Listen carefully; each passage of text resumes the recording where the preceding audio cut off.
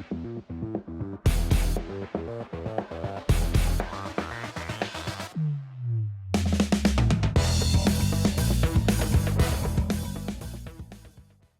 guys, welcome back to the channel. Thanks for tuning in.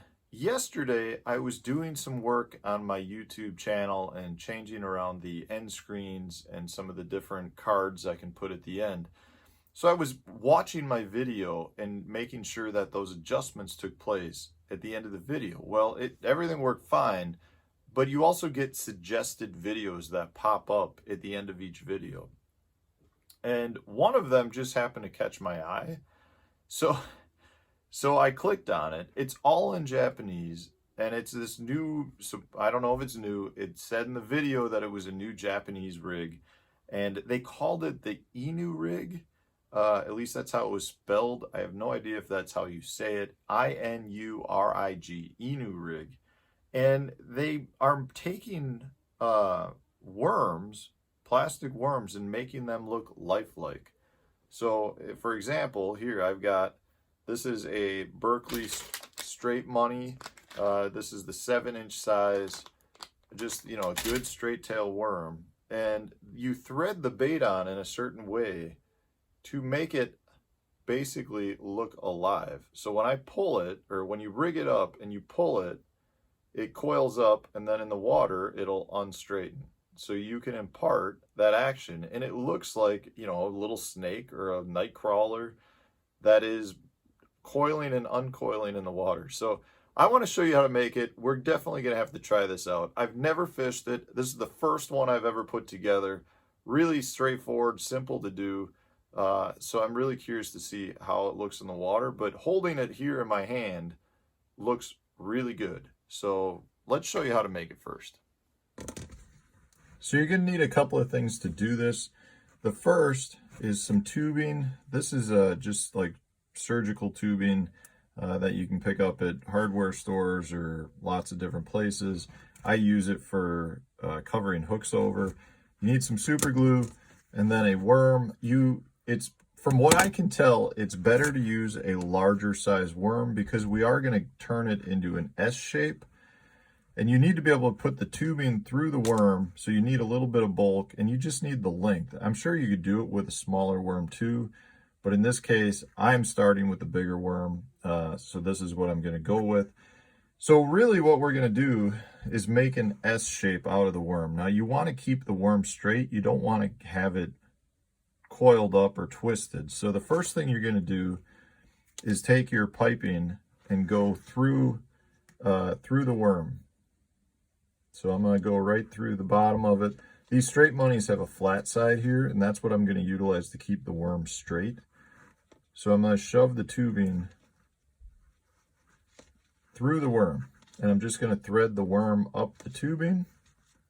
And then I'm going to coil the worm back over and keep the worm straight, like I said. So in this case, what we're trying to do is create an S shape, so it'll look like that on here.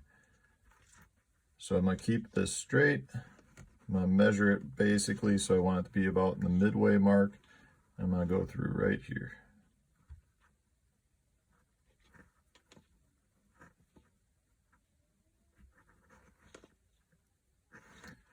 Okay, I'm going to thread that worm on, and then we're going to do it a third time. This time, keeping my worm straight, the flat side is going to be the first part that I go through.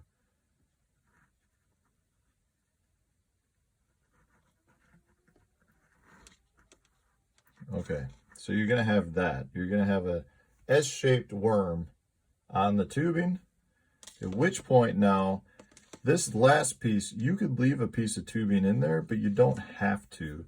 Or at least the video I saw did not recommend it. So I'm just going to pull that out and leave that off. So then I'm going to take my super glue, and I'm just going to put a little bit on the end here.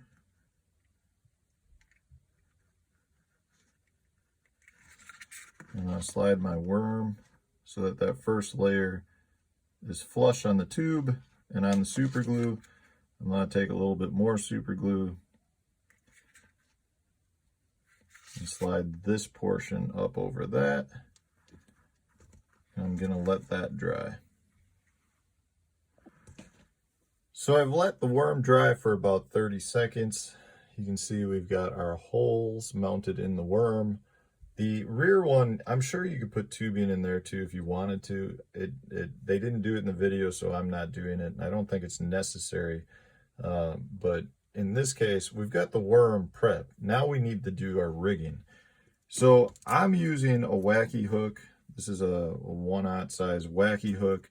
I think you could use whatever your preferred hook style is. And the first thing you need to do is grab the line that you're going to use and feed the line through the eye of the hook with the hook point up. And that's it. Don't tie a knot on. You just want that hook to be free swinging.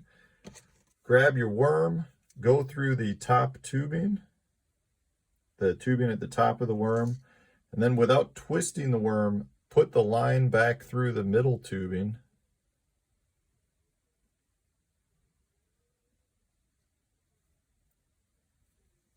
And then again, without twisting the worm, put your line, the tag end of your line, back through the bottom hole that we made that has no tubing, which is simple to do. If you pull the worm apart a little bit, you can thread it right through.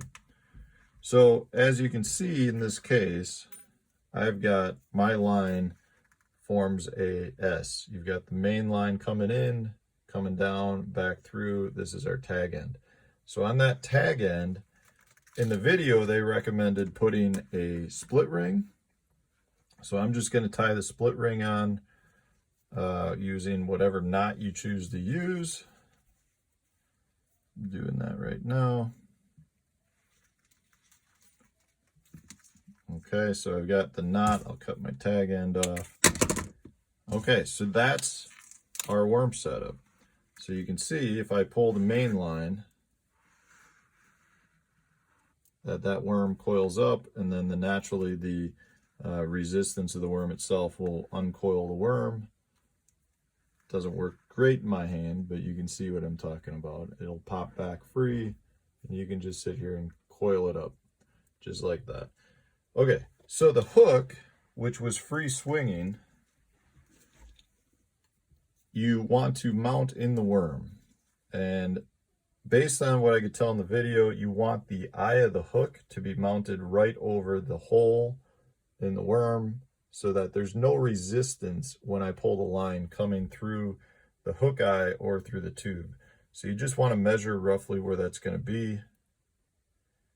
I'm going to say right there. They skin hook it and then line it up. So you can see the eye of the hook is about over the tube. So now when I sit here and pull the worm, you can see it coils up the tail real good. So next up, guys, we just got to take this down to the water and give this a try. I mean, it's kind of fun just to play with. It looks very, very realistic. I'm excited to see how this looks in the water. All right, we've got our Inurig, I believe is what it's called. I mean, guys, this thing is going to be pretty killer. I mean, it looks like a natural worm getting all bungeed up, getting your bounces. It straightens up real good. Definitely has some unique action to it. I feel like this is going to be something you can really give a, try with a bunch of different baits. A ribbon tail would be good. The other thing I was thinking is instead of using the split ring at the bottom, you could tie an additional hook on and almost hook it Texas style in the back here to make it weedless. You could tie on a little bit of a small weight, a little bullet weight to add it some weight, or you could just put a Nico style weight in the bottom here, a nail weight, to get the same a little bit deeper fall. But it's got a really unique action to it. I think this is one of those things, if you're sight fishing fish, I think you could probably give them a whole different look. And I really think based on the worm that you use, you'd get a whole different look as well. You know, ribbon tail would give you a lot more action. This is just a straight tail worm. But, you know, you almost get a darting motion when you load it up. When you pull it and propel it, when that tail kicks, the bait will actually kind of shoot off to one side versus just a straight fall, which is kind of unique. You don't see that much. You know, it's almost got a little bit of a soft jerkbait glide to it because the tail is propelling it when it frees up. So I'm going to leave it with this, guys. You guys can head out in the water, see how this works. I'm going to give it a try. I can't get in the boat today, but I thought it was really cool looking and worth sharing with you guys because I've never heard of it. I'm sure some of you have. So if you have and you've used it, let us know. Is it worth our time trying this? I'm going to say right off the bat, yes. This is pretty unique. I've got a lot of other ideas too that have come from this that I got to try before I share them with you. But stay tuned, guys. More tips and tricks coming out tomorrow.